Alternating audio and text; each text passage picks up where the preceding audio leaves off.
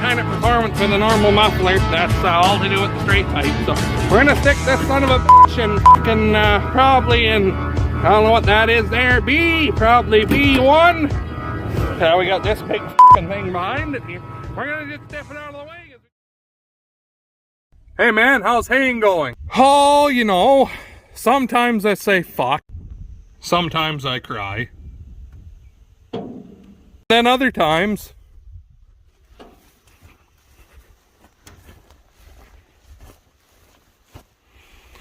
I say fuck and cry at the same time. Hey guys, how's she going today? Well, the 5010 is dead, sort of. He's bleeding internally. The input shaft where it goes into the transmission, there's a big seal, and well, we knew for the last couple of years it was drip leaking. Not a lot, there's just a drip, which was whatever. It was just dripping into the bell housing and then dripping out of it, made a bit of a mess, but it wasn't the end of the world. Well, it turned into a lot more of a drip here this afternoon when Dad was braking with it. He got off to check the swaths and noticed oil coming out of the inspection door on the side of the transmission where you would set your timing, the timing cover, and it also filled up the starter. It has pushed the whole contents of the transmission, the hydraulics, into the bell housing and filled it with oil. It couldn't leak out fast enough for how fast it was pushing it into it. So he shut it off, and of course it won't restart because the starter's full of oil. We drained it out.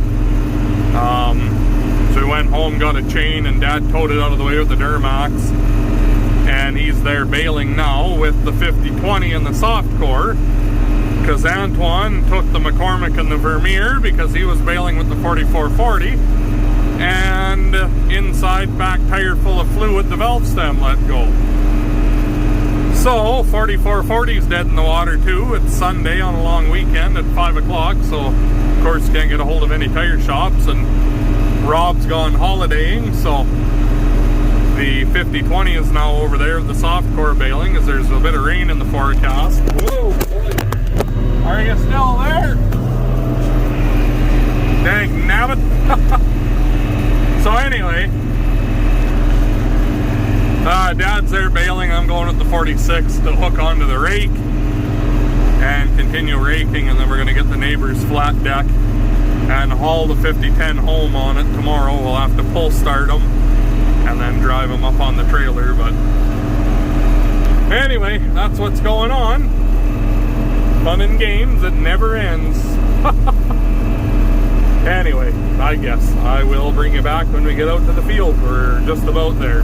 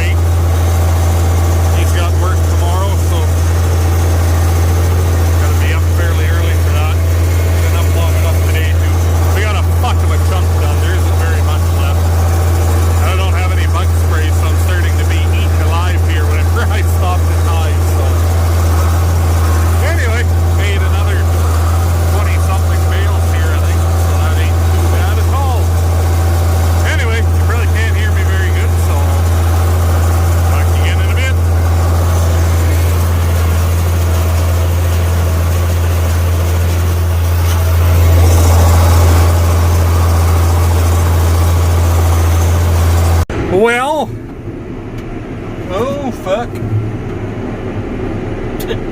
There it is. We'll lift over that. Oops.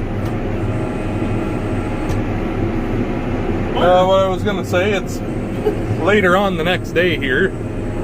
Well, we got a little sprinkling of rain this morning, nothing too much, but put a dampener, it was hampering to the baling operation anyways. So, actually we went to Estevan this morning and picked up a play structure for the kids, but got back here and I raked and baled what was left. There's about 20-25 acres on that side, and Antoine was cutting. Now we're just, went and got the McCormick and hooked it back on the 1475, and now we're cutting with both of them here. And Rob come for a visit. He was going to come raking, but I ended up getting it done before he got here, but was all right because he was able to give Dad a hand loading the 5010 up while I was baling, so I didn't need to shut down that way. Was kind of all right, but yeah, it's getting pretty heavy looking skies here. There's a chance of thunderstorms overnight. I mean, it wouldn't hurt my feelings for the crops, but I don't really want our clover getting rained on too badly, but it is what it is, right, Rob? That's fucking right. You gonna have a video soon? Yeah. Everyone keeps wondering. Now that I'm back in the land of the surface. Oh, there we fucking go. Now we can see at least. I can fucking edit my video and upload it. What's your video gonna be about? Spraying canola? Yeah, spraying. All that kind of good fun. Yeah. Anyway, I guess we're gonna keep giving her here, and I will bring you back in a bit. Well, it's the next morning, and we are in the towing truck here with the big flat deck. Throw a load of hay on it since I'm heading over here anyways, and have the McCormick there with the loader. But when Rob and I were cutting last night there, like 2 passes after I made that clip, all of a sudden I heard clattering and one half of the knife wasn't cutting. What the fuck? Something jammed? Didn't think there's a slip clutch or anything on it. The one side of the knife stops, it all stops because it's that belt that drives it, right? Oh, that's weird. Something must have broke. Got out and looked at it, and well, I can't see anything wrong. Then put the pipe wrench on it and turned it. Well, everything's moving. Well, I kicked it in at the PTO, and well, yeah, it's all turning. Tried to cut, no, one side's still not cutting. Turns out there's a gib key, I'll show you when we get there, that drives the pitman arm, and the gib key broke and everything got about a half a turn out of line. So the knife is functioning, but instead of making a full stroke, it's just doing this, sitting in one spot. It's moving, but not enough because it's all out of time now. So that's what we get to deal with when we get there. I guess I'll talk to you in a little bit. Well, I'll be dipped. It's actually coming apart for me. So this gib key, I just took the chisel and cut the end of it off. This was actually yoinked over half a width too far, so I just beat it over. Surprisingly, it's actually all coming apart. I had to take that bolt out, undo this bolt, and drop that out of the way. And now this, it's actually moving already. That's why I started videoing. I didn't think it was going to go this well, but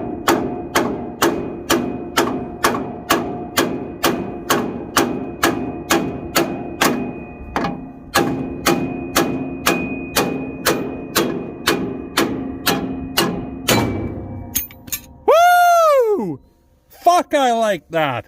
Look at that though. Sheared the gib key right off.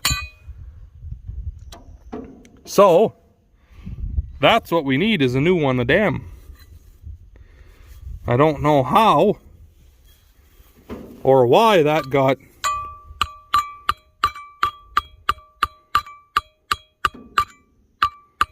hard to do one-handed.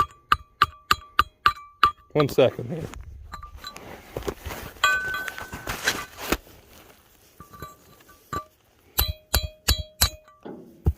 There. I don't really know how or why that got cut in half like that, but I'm glad it cooperated and actually wanted to come apart for me, so that's kind of nice. Anyway, holy Christ, there's a fucking spider crawling across my goddamn eye. Holy fuck. Anyway, now that I shit my pants, I guess we'll go to Carlisle and pick that up once Amanda gets here, because like I said, I got the big truck. Nothing else here. Carlisle's only like 15 minutes in that direction, so. All right. So, talk to you once we got some parts here. Ah, fuck, I hate this end one.